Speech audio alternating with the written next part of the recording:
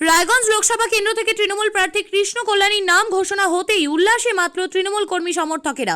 ব্রিগেডের জনগর্জনের সভামঞ্চ থেকে রাজ্যের মুখ্যমন্ত্রী তথা তৃণমূল নেত্রী মমতা বন্দ্যোপাধ্যায়ের উপস্থিতিতে তৃণমূল কংগ্রেসের সর্বভারতীয় সম্পাদক অভিষেক বন্দ্যোপাধ্যায় রাজ্যের 42টি আসনের জন্য তৃণমূল প্রার্থীদের নাম ঘোষণা করেছেন। 2024 লোকসভা নির্বাচনে অনেক নতুন চমক রয়েছে তৃণমূলের প্রার্থী তালিকায়। রায়গঞ্জ লোকসভা কেন্দ্র থেকে তৃণমূলের প্রার্থী হয়েছেন কৃষ্ণ কল্যাণী, আর তার নাম ঘোষণা হতেই রায়গঞ্জে তৃণমূল কার্যালয়ে উল্লাসে তৃণমূল কংগ্রেসের প্রার্থীরা।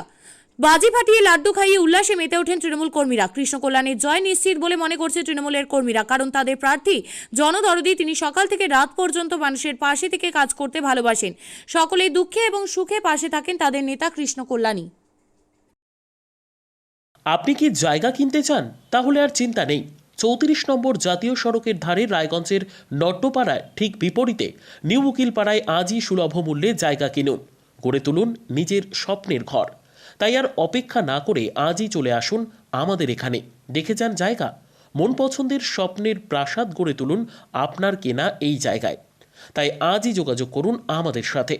আমাদের ফোন নম্বর 8617827851, 6295828881, 8617033767। তাই আর দেরি নয়, আজই আসুন নিজের পছন্দের জায়গা কিনতে।